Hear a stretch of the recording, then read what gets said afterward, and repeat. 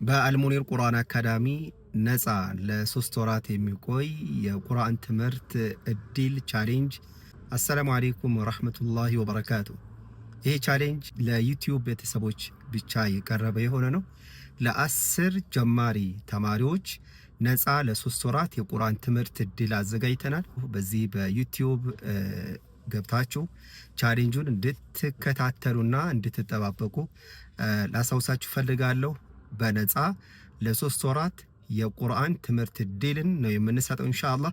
ስለዚህ ጀማሪ የሆናችሁ በተለይም ከአልቃኢደቱ ኑራንያ ጀምራችሁ መቅራት ለምትሹ ሴቶች፣ ወንዶች ሁሉንም የሚያካትት የሆነ ነው።